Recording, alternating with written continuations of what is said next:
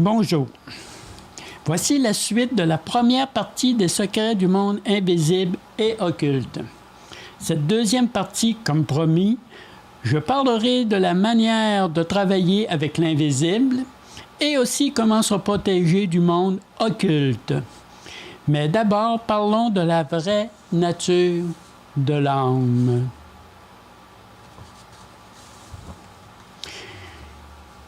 Donc, souvent on entend parler de l'âme comme étant la mesure de notre degré d'évolution. Mais savons-nous vraiment ce qu'est réellement l'âme? Nous disons notre âme, notre ego et notre esprit, comme nous parlons de notre voiture, de notre maison ou de notre mari ou de notre femme. Nous ne sommes pas notre voiture ni notre maison, n'est-ce pas?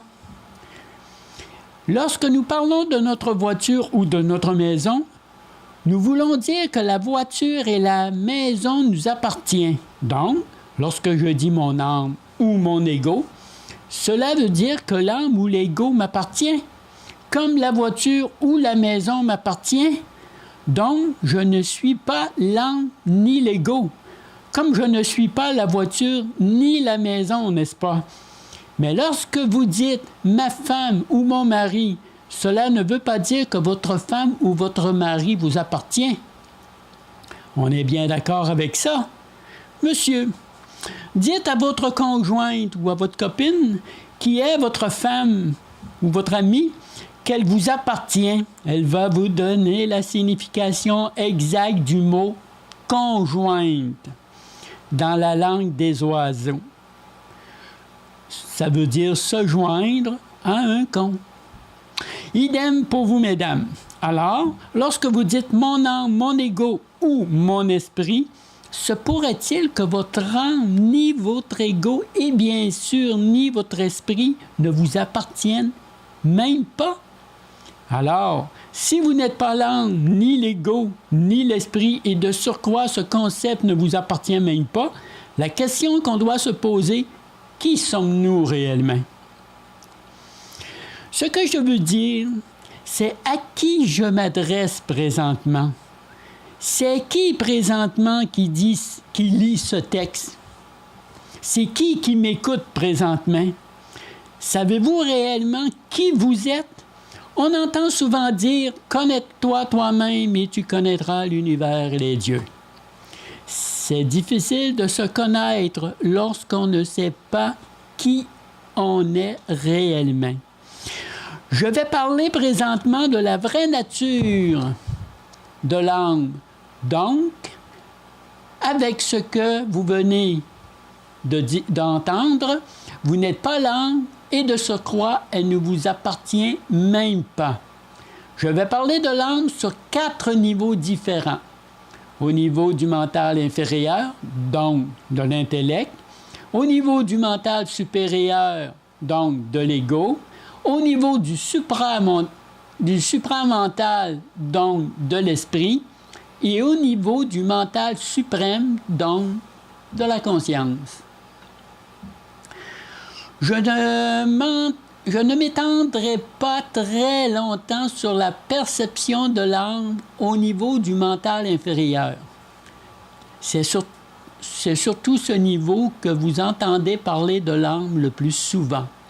L'âme est identifiée comme étant la partie la plus pure de l'être humain.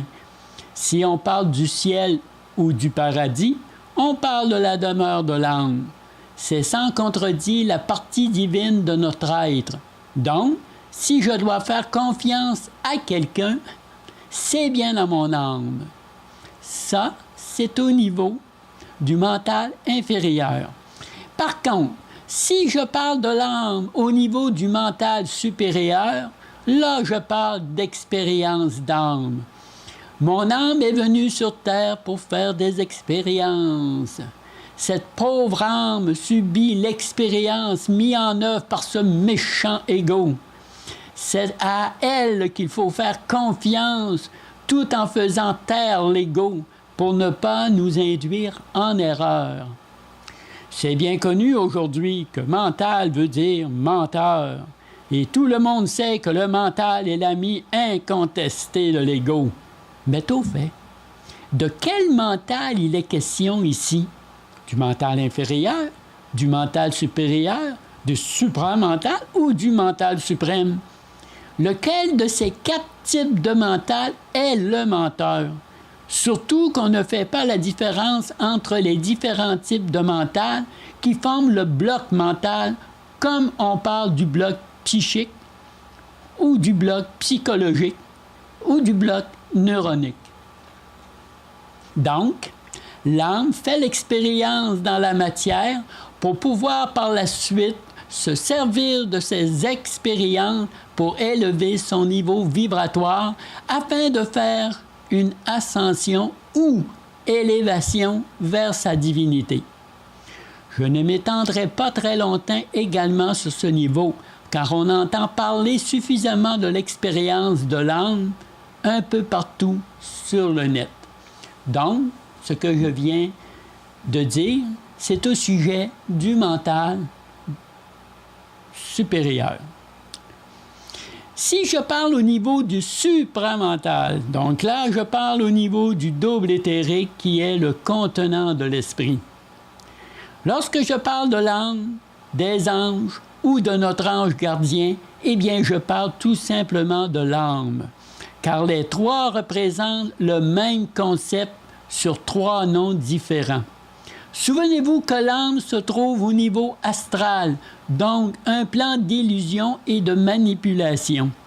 Ne pas confondre les anges qui sont des âmes au niveau astral, donc du monde invisible, et les archanges qui sont des archontes au niveau des plans subtils, donc du monde occulte.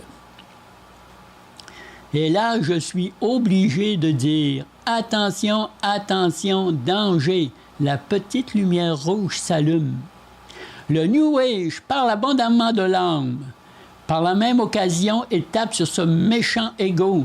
Comme vous le savez maintenant, l'âme est une composante de l'astral et que l'ego est une composante de la source. C'est sûr que les archontes veulent faire taire l'ego, car étant la composante de la source. Donc, l'âme appartient au bloc psychologique et l'ego appartient au bloc psychique. La question qu'il faut se poser ici, en quelque sorte, à qui profite le crime? Il ne faut pas oublier que la source, par l'entremise de l'ego, fait l'expérience de la matière et que le plan divin, par l'entremise de l'âme, fait l'expérience dans la matière. L'ego, tant qu'à lui, met en scène l'expérience. Il est en quelque sorte le messager. Donc, l'ego fait en sorte que l'âme puisse faire son expérience dans la matière. Mais qui décide de faire telle expérience au lieu d'une autre expérience? C'est la question qu'il faut se poser également. Pour moi, il est évident que c'est l'âme qui décide de l'expérience qu'elle veut faire et l'ego ne fait que mettre en situation l'événement propice à cette expérience. Parce que tout simplement, c'est parce que l'expérience profite à l'âme. Donc, c'est elle qui décide de quelle expérience elle doit faire. Si l'ego met en scène l'expérience et que l'âme récupère l'énergie de cette expérience, alors qui subit l'expérience? Bien oui, c'est le je qui subit l'expérience et qu'on confond souvent avec l'ego. N'oubliez pas, le je fait partie de l'astral, mais pas l'ego. On peut dire en quelque sorte que la source observe l'expérience, la conscience crée l'expérience, l'esprit matérialise l'expérience, l'ego actualise l'expérience, l'âme récupère l'expérience et le je, eh bien, subit l'expérience. Pourquoi l'âme veut-elle faire toujours plus d'expériences dans la matière? Pour 2 raisons. La première raison est que l'âme a la capacité de transmuter l'expérience en énergie Et la deuxième raison est que l'âme a été piégée par l'astral et est obligée de produire le plus d'énergie possible pour maintenir cet égrégore actif.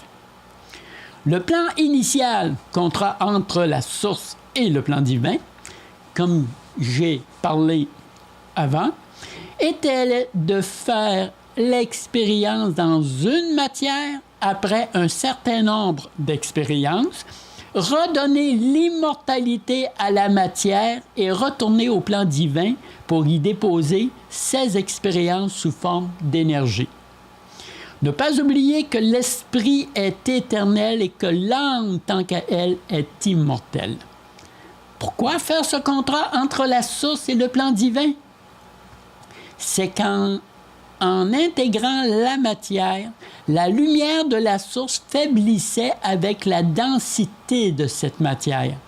Notre source, création de cette terraformation, a fait appel à une autre source prénommée plan divin pour utiliser le chemin fait par notre propre source afin d'atteindre la matière de la troisième densité.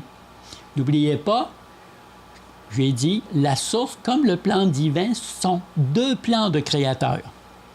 De cette manière, la lumière en provenance du plan divin ne faiblissait pas avant d'atteindre la matière. Ainsi, la source faisait l'expérience de la matière et l'âme faisait l'expérience dans la matière. Mais voilà, l'âme s'est fait piéger par l'égrégore astral, la matrice artificielle, et devint malgré elle une agente de l'astral. Comme je disais avant, l'âme doit faire de plus en plus d'expériences pour le compte de l'astral afin d'alimenter ce dernier en énergie. Mais présentement, une distorsion se produit dans l'égrégore astral, car l'ego récupère l'énergie que l'âme produit et va se servir de cette énergie pour aider l'âme à se libérer de cette matrice artificielle. Ne pas oublier que l'ego appartient à la quatrième densité, donc au temps spatial, et que l'âme appartient à la quatrième dimension astrale du spatio-temporel. Toujours faire la différence entre dimension et densité. C'est évident que pour le monde astral, il faut sortir le bâton et frapper sur ce méchant ego qui prive leur monde d'une source d'énergie intarissable. En conclusion, pour ce volet, l'âme est la bénéficiaire de l'expérience et l'ego est le dépositaire de l'expérience. Il ne faut jamais privilégier une partie de notre être au déprimant d'une ou des autres parties qui font ce que nous sommes. À qui profite ou bénéficie le crime selon l'expression populaire? Donc, remettre sa destinée entre les mains de son âme. Attention, attention, la petite lumière rouge est allumée. Ça, c'était d'après la vue au niveau du supramental. Si je parle au niveau du mental suprême, donc là, je parle au niveau de la conscience. Ici, je vais faire grincer des dents, car je suis obligé de briser la nature de l'âme et par le fait même de briser sa forme. L'âme est un parasite au même titre qu'un puceron sur le dos d'un chien. Ça fait des millénaires que l'âme parasite l'être humain de réincarnation en réincarnation pour lui faire faire des expériences à répétition sans valeur évolutive. J'ai déjà parlé de la manière que l'âme avait été piégée au niveau astral par les archanges. L'âme est une composante qui est extérieure à l'être humain. Comme il ne faut pas faire confiance à une personne décédée, c'est-à-dire à un mort, même si c'est un être proche, il ne faut pas faire confiance également à votre âme, car elle fait partie du même plan astral, un plan d'illusion et de manipulation, c'est-à-dire le plan de la mort.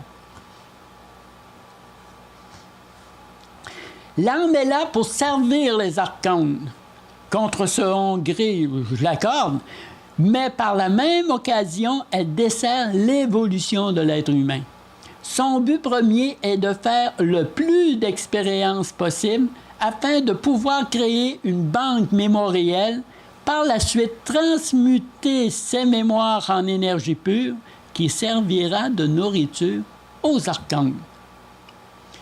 Toutes ces expériences sont au détriment de l'ego et surtout du je, qui est le plus affecté par ces expériences car ce dernier faisant partie de la matière. L'âme devra un jour sortir de ce tourbillon de réincarnation si elle veut retourner à sa source, c'est-à-dire au plan divin. Nous sommes présentement à la fin d'un grand cycle de réincarnation. La trame temporelle qui contient la matrice artificielle est pénétrée actuellement de plus en plus par une énergie de très haut niveau vibratoire, propice à l'éclosion de la lumière dans la matière. Le noyau d'énergie pure de l'âme, pour l'occasion, je vais nommer ce noyau l'âme vibratoire. Pourquoi? C'est pour faire tout simplement la différence entre le contenu, qui est l'âme vibratoire, et le contenant, qui est l'entité amique, considérée la plupart du temps étant l'âme. Donc, le noyau d'énergie pure de l'âme émet de plus en plus de lumière et l'astral ne peut pas supporter cette lumière. Je vous l'ai dit, l'astral peut absorber non pas la lumière, mais le reflet de la lumière. Pour cette raison, ce noyau d'énergie pure, donc l'âme vibratoire, devra migrer dans un autre contenant plus adapté que celui qui la contient présentement, c'est-à-dire l'entité amique, identifiée actuellement à tort comme étant l'âme. En quelque sorte, l'entité amique a emprisonné l'âme vibratoire, devenant son contenant et en se faisant passer pour elle afin de parasiter l'être humain. L'âme vibratoire fait partie du plan divin, mais l'entité amique, lui, fait partie du plan astral, donc du monde invisible de la mort. Pour ce qui est du je, ce dernier fait partie du plan de la matière. Comme l'ego fait partie du plan subtil de la matière de l'esprit et que l'ego fait partie du plan subtil de la matière et l'esprit fait partie du plan éthérique de l'être humain. Donc, l'entité amique ne pouvant plus contenir la lumière de l'âme vibratoire, cette dernière se réfugia dans le périsprit, enveloppe pouvant contenir de la lumière. L'ego et l'âme vibratoire se retrouvant dans le même plan. L'ego au service de la source et l'âme vibratoire au service du plan divin, évoluant ensemble comme il était convenu au tout début dans notre zone de création. Mais attention, il ne faut pas sous-estimer l'entité amique encore identifiée comme l'âme aujourd'hui qui continue de parasiter l'être humain pour le compte des maîtres du monde, les archontes. Ce que vous appelez aujourd'hui votre âme n'est qu'un pâle reflet de la lumière de la véritable âme vibratoire qui ne fait plus partie du plan astral. L'humain doit reconnaître et comprendre la différence entre le monde de l'invisible et le monde de l'occulte, s'il veut un jour être libre. Lorsque la création reprendra ses droits sur ces faux dieux, l'île du paradis redeviendra le centre de notre zone de création. Donc, lorsqu'on parle de l'âme, attention, attention, la petite lumière rouge est allumée.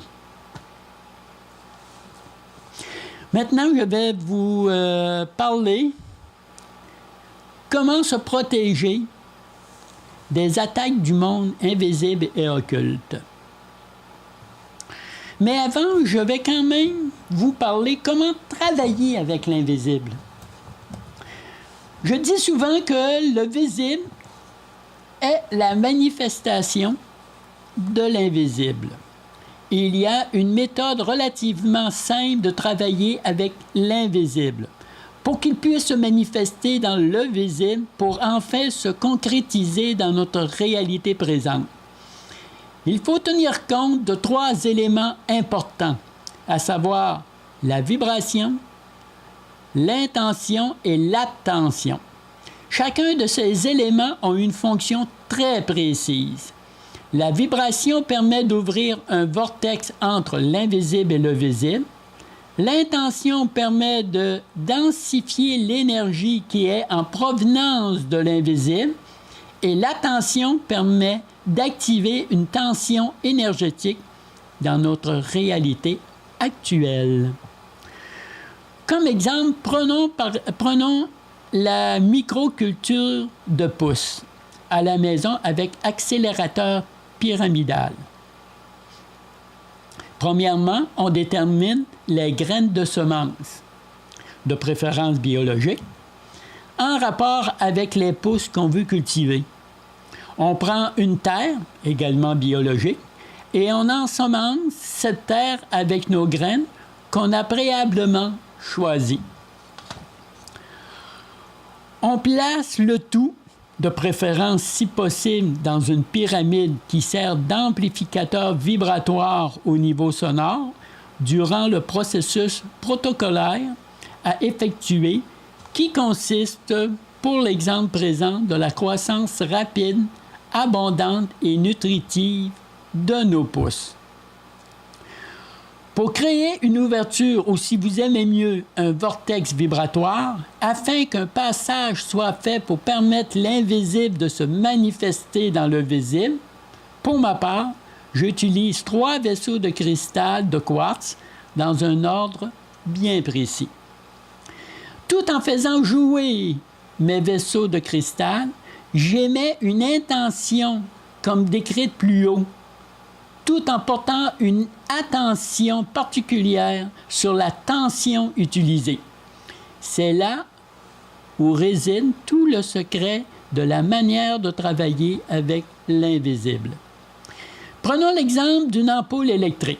Lorsqu'il commence à faire noir à l'extérieur, vous ne pensez pas qu'il faudrait peut-être allumer la lumière dans la maison, n'est-ce pas?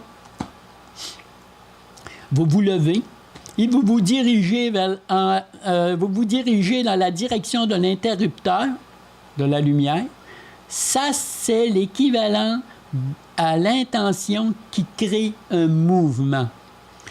Devant l'interrupteur, tout en le regardant, vous faites le mouvement d'activer ce dernier afin d'allumer la lumière. Ça, c'est l'attention.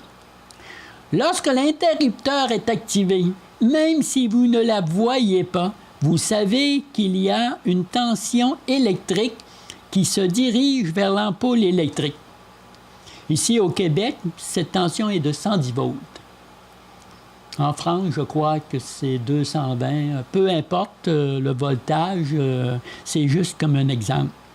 Donc, l'électricité qui se dirige vers l'ampoule électrique, ça, c'est la tension que vous projetez. Mais pas n'importe quelle tension. Pour ce qui nous concerne, c'est une tension tellurique. Donc, récapitulons. Les vaisseaux de cristal servent à créer un passage vibratoire qui permet à l'invisible de se manifester dans le visible. L'intention émise sert à créer un mouvement pour la rapidité, l'abondance et la qualité nutritive de la croissance de vos pousses. L'attention sert à l'activation de la tension tellurique qui est propre au courant énergétique qui se véhicule dans la Terre, car la Terre, c'est du courant tellurique. Par la suite, Pour l'arrosage, n'allez pas arroser vos pousses avec de l'eau morte que vous conservez dans un récipient pendant des jours. À chaque fois que vous arrosez vos pousses, vous le faites avec une eau fraîchement passée par un vortex pour lui redonner sa structure et activer son potentiel de vie. Si vous n'avez pas de vortex, agitez votre contenant pour dynamiser votre eau. C'est mieux que rien. Mais je vais expliquer comment créer un vortex dans l'eau, pas très dispendieux, dans la lecture des secrets de l'eau de mon grimoire, dans les prochaines vidéos. Ce processus peut s'appliquer à des fruits. Prenons l'exemple d'une banane trop verte. Vous utilisez ce protocole pour faire mûrir plus rapidement en gardant sa saveur et ses qualités nutritives. Mais vous n'employez pas les mêmes vaisseaux de cristal ni la même intention qui est pour l'occasion le mûrissement d'un fruit trop vert et ni la même attention qui va produire cette fois-ci une tension non pas tellurique, mais une tension électromagnétique. Car le fruit en question a une enveloppe électromagnétique très faible à cause de la coupure avec sa source qui lui procurait l'énergie nécessaire au bon fonctionnement de son enveloppe électromagnétique et qui lui permettait de mûrir adéquatement. Les 3 vaisseaux que j'utilise pour l'énergie tellurique sont compris dans la 3e octave et le début de la 4e octave pour l'énergie électromagnétique. J'utilise 3 vaisseaux de cristal compris entre la 4e octave et au début de la 5e octave pour ce qui est de l'énergie plasmique. Et ce sont les binéraux de la 3e octave et la coupe dièse de la 4e octave. Je vais mettre un petit schéma pour vous montrer un peu la nomenclature des octaves puis des tensions qu'il faut utiliser. Mais vous pouvez aussi utiliser pour l'énergie plasmique la fin du 5e octave et début de la 6e octave. Si vous n'avez pas de vaisseau de cristal, tous les instruments produisant un son ondulatoire fera l'affaire. Par exemple, une flûte de pan, un instrument à vent, une guitare ou un set de diapason, mais ne jamais utiliser un instrument émettant un son électronique.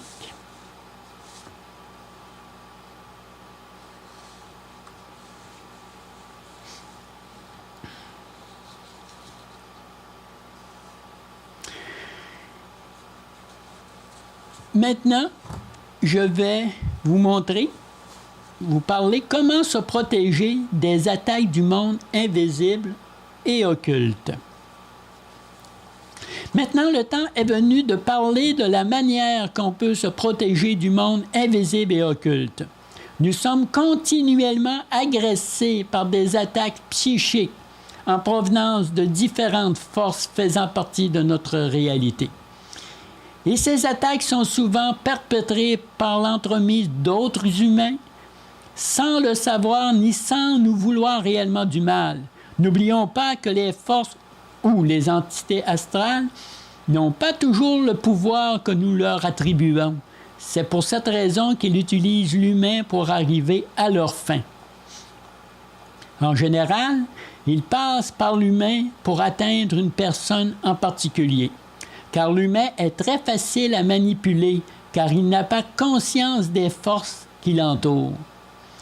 Lorsqu'une entité veut atteindre une personne en particulier, elle manipule une autre personne de manière qu'elle soit en colère contre elle, et souvent sans raison apparente.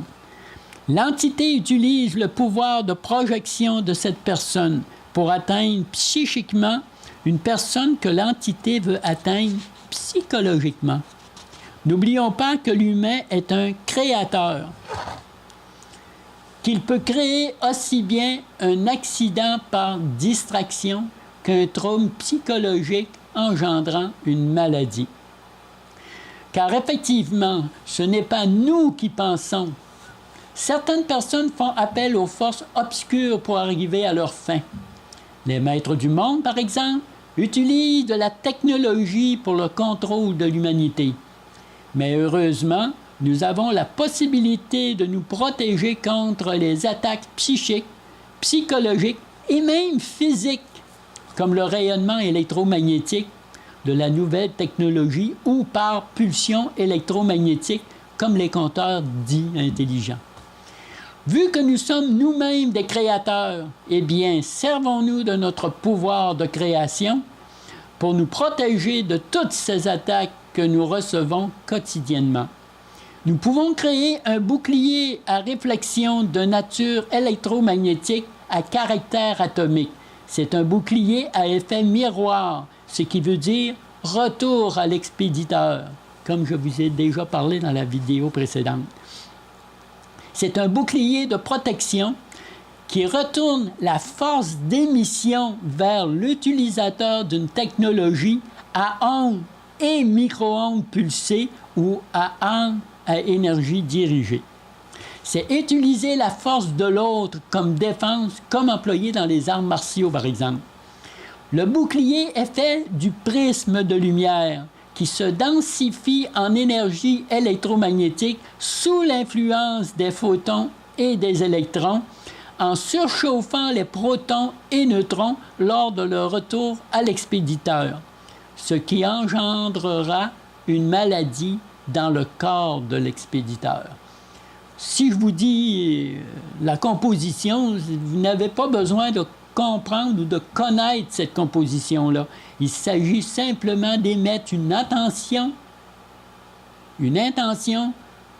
avec une attention pour pouvoir créer un bouclier à effet miroir, retour à l'expéditeur.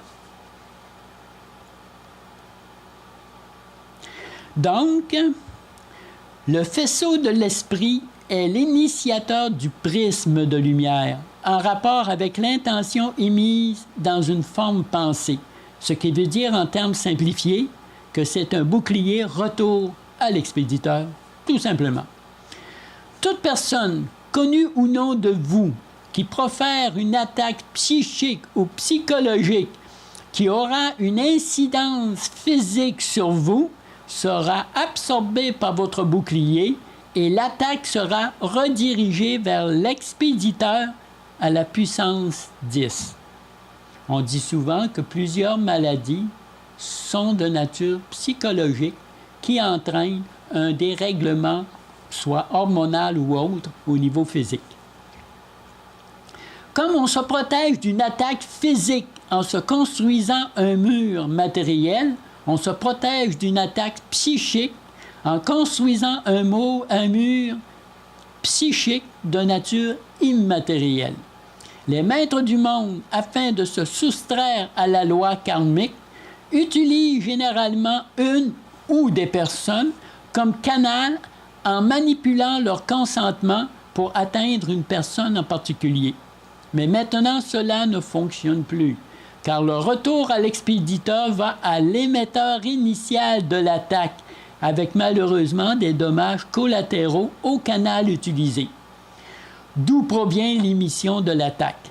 L'attaquant utilise comme support une onde télépathique ou électromagnétique, mais le retour à l'expéditeur utilise toujours une onde d'un faisceau lumineux comme support, ce qui décuple l'énergie du retour à la puissance 10, car ces êtres ne supportent pas la lumière. N'oubliez pas que les archontes, les maîtres, utilisent l'astral et l'astral ne peut pas supporter la lumière. La matérialisation de ce bouclier est simple. Il suffit simplement de visualiser une membrane d'énergie lumineuse qui entoure votre corps comme une sphère ovale qui peut neutraliser toute attaque qui peuvent atteindre l'intégrité de votre matière.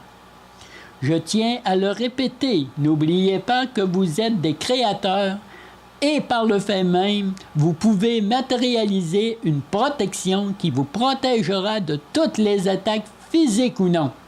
Ce bouclier doit avoir une intention de permanence continuelle.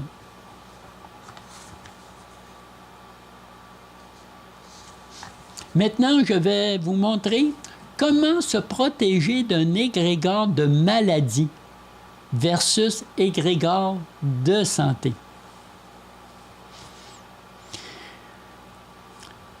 Je vais parler de la manière de se protéger d'un égrégore créé par les maîtres du monde et implanté par ses représentants sur Terre. Comme exemple, je vais utiliser l'égrégore de maladie instauré par les forces occultes et mis en place par les gouvernements. Plusieurs personnes savent que nous sommes dans une matrice artificielle qui préconise la maladie. En langue des oiseaux, le mal a dit. Donc, nous possédons une carte d'assurance maladie au lieu d'une carte d'assurance santé. Vous trouvez pas ça bizarre? Au lieu d'avoir une carte d'assurance santé, vous avez sur vous une carte d'assurance maladie. Donc, nous possédons une carte d'assurance maladie au lieu d'une carte d'assurance santé, ce qui veut dire que le système dans lequel nous évoluons nous assure que nous serons malades. N'oubliez pas, c'est l'astral est très puissante. Une partie de nous appartient à l'égrégore de maladie du système actuel à laquelle nous sommes rattachés par la carte d'assurance maladie. Comment peut-on neutraliser cet égrégore-là? En créant tout simplement notre propre égrégore de santé. Il faut prendre la partie qui nous appartient dans la matière, c'est-à-dire notre carte d'assurance maladie, reliée à l'égrégore de maladie préconisé actuellement par le système gouvernemental et l'enfermer dans notre propre égrégore de santé. N'oubliez pas que les gouvernements sont les représentants visibles des maîtres du monde. Voici comment vous pouvez procéder. Vous fabriquez un étui avec un carton mince, par exemple, et vous y insérez votre carte d'assurance maladie. Vous scellez les contours de l'étui avec du ruban adhésif. Sur la face recto de l'étui, vous inscrivez « Carte d'assurance santé ». Et au verso de l'étui, vous signez votre nom comme vous l'avez signé sur votre carte d'assurance maladie. Maintenant, l'égrégore de maladie est enfermé dans votre égrégore de santé et ne peut plus agir sur votre matière atomique ni sur votre corps physique électromagnétique. Vous pouvez par la suite porter sur vous votre étui d'assurance santé. Donc, en quelques mots, c'est facile. Vous faites un étui. Vous mettez à l'intérieur de cet étui-là votre carte d'assurance maladie. Vous la scellez. Vous marquez au recto carte d'assurance santé. Et au verso, vous signez votre nom comme vous avez signé votre carte d'assurance maladie. Mais par malheur, si vous avez besoin de votre carte d'assurance maladie à cause d'un fâcheux accident occasionné par un manque de vigilance, vous n'avez qu'à sortir votre carte d'assurance maladie de votre étui d'assurance santé et utiliser votre carte d'assurance maladie comme on l'utilise dans le système actuel. Vous recommencez le processus de création de votre égrégore de santé lorsque vous n'aurez plus besoin de votre carte d'assurance maladie. Car n'oubliez pas, il faut que votre carte d'assurance maladie soit dans un étui scellé d'assurance santé pour que fonctionne votre égrégore de santé. Maintenant, vous pouvez dire adieu maladie et bienvenue santé. N'oublions pas que nous vivons dans une matrice artificielle à effet miroir. Ce que nous voyons n'est que le reflet de la matrice originelle. Nous sommes des êtres mortels qui avons oublié tout simplement notre immortalité. Maintenant, je vais vous montrer comment faire l'annulation de contrats ou de pactes avec l'invisible et aussi avec l'occulte. Avant notre première incarnation dans notre zone de création, pour faire l'expérience de l'exploration de la matière, il y a eu un contrat de signé pour le respect de la matière, ainsi que tous ceux qui faisaient partie de l'exploration de cette matière. Mais avec le temps, imposé de la durée chronologique de cet événement par des êtres venus de d'autres dimensions, ne faisant pas partie de notre zone de création, donc de notre univers local, ce contrat se transforma en un pacte dans une matrice artificielle à inversion totale, remplaçant la matrice originelle de notre zone de création.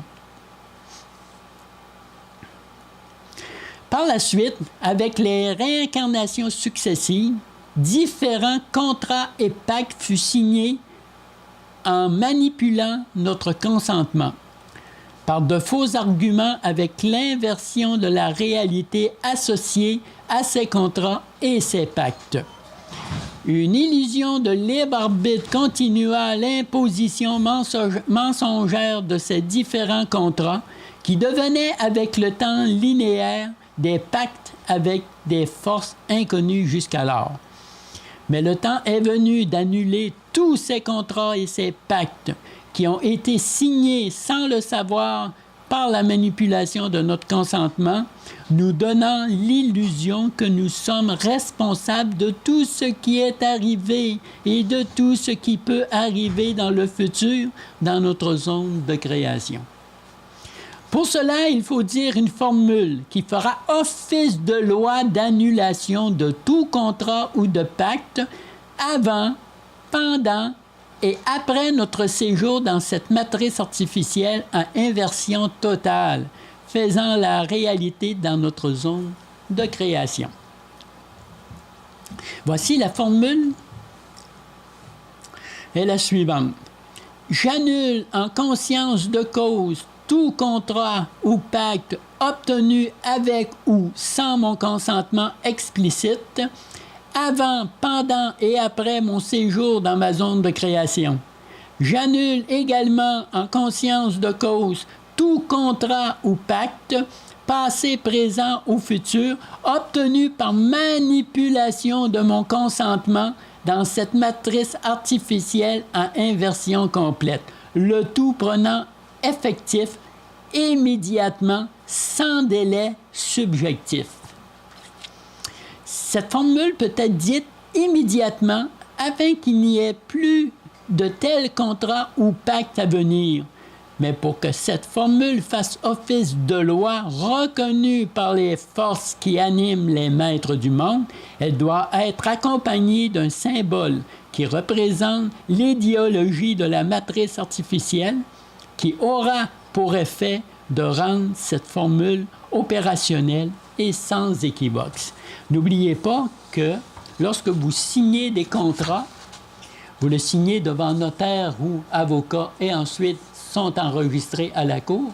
Et lorsque vous voulez annuler ce contrat-là, bien, vous devez encore voir un notaire ou un avocat et, naturellement, le faire annuler à la cour. Donc, dans la matrice artificielle, lorsqu'on travaille avec l'invisible et le monde occulte, c'est la même chose. Maintenant, voici le mode d'emploi d'annulation de contrat ou de pacte. Déposer sur une table un pentagramme à double triangle inversé et y déposer au centre un sablier représentant l'écoulement du temps passé, présent et futur, mettant fin à tous les contrats ou pactes en vigueur présentement ou à venir. La formule ci-haut mentionnée, c'est-à-dire la formule que je vous ai je vous ai lu tout à l'heure, devra être dite à haute voix en y mettant notre attention à l'intérieur d'une minute, se basant sur l'écoulement du temps chronologique du sablier. Le sablier représentant naturellement le temps linéaire, donc le temps chronologique. Et le pentagramme à double triangle représente tout simplement la matrice originelle versus la matrice artificielle, qui est inversée naturellement. Le pentagramme peut être différent selon le point de vue que vous avez de la matrice artificielle. Le sablier représente le temps chronologique de nature linéaire appartenant à la matrice artificielle, car c'est le temps événementiel de nature horizontale qui appartient à la matrice originelle. La période choisie pour dire cette formule en accord avec un symbole reconnu par les maîtres du monde de cette matrice artificielle se fera, et c'est là que c'est très important, la 12e heure de la journée, ce qui veut dire midi, du 6e jour de la semaine, du 6e jour du mois et du 6e mois de l'année 2019, dont les chiffres de l'année représentent le 12, c'est-à-dire 2 plus 1 plus 9 égale 12, qui se trouve au début et à la fin de ce symbole. Si vous mettez les chiffres ensemble, vous avez 12, 6, 6, 6, 12. Le premier 12 est la 12e heure et le dernier 12 est l'addition des chiffres de l'année 2019. Cette numérologie personnifiée par les maîtres du monde est prisonnière elle-même de sa propre matrice artificielle et ne peut plus agir en manipulant le consentement de la personne qui annule les contrats et les pactes passés, présents et futurs. Ne pas oublier que le chiffre 12 se décompose pour obtenir l'unité 3, c'est-à-dire 2 plus 1 égale 3. Qui signifie la coupure avec le 6, qui est identifié comme étant une composante de la trilogie de la bête, c'est-à-dire du 666, dans la matrice artificielle. Pourquoi qu'il faut employer tous ces symboles? Bien, c'est comme des contrats que vous signez sur des bouts de papier et chaque contrat possède un sceau. Et le symbole fait office de sceau et ce que vous dites fait office comme si ça serait écrit sur un papier de contrat. Cette annulation de contrat doit être réalisée le 6 juin 2019 à midi, de préférence, mais la formule peut convenir à une autre période avec un ajustement chronologique en fonction de la matrice artificielle. Pourquoi le 6 juin 2019 à midi? C'est tout simplement parce que c'est des vortex, c'est des portes d'ouverture, c'est des codes qui sont utilisés par la matrice, par les maîtres du monde. Et ces mêmes codes-là, eux, le travaillent dans l'ombre, c'est-à-dire à minuit, et nous devons le travailler dans la lumière à midi. Voilà, ceci termine la lecture des secrets du monde invisible et occulte. C'est sûr que tout n'a pas été dit sur ce sujet, mais c'est quand même un bon début. Je vous donne rendez-vous le mois prochain pour la lecture des secrets du temps et de l'espace. Bien des choses encore à découvrir. Et oui, le mois prochain, il sera question, naturellement, du temps et de l'espace. Donc, j'espère que vous avez apprécié les secrets du monde invisible et de l'occulte et que vous n'avez pas été trop déçus avec la manière que j'utilise pour lire mon grimoire. car je ne suis pas un habitué des chaînes YouTube et surtout pas des vidéos. Donc, je vous dis à la prochaine.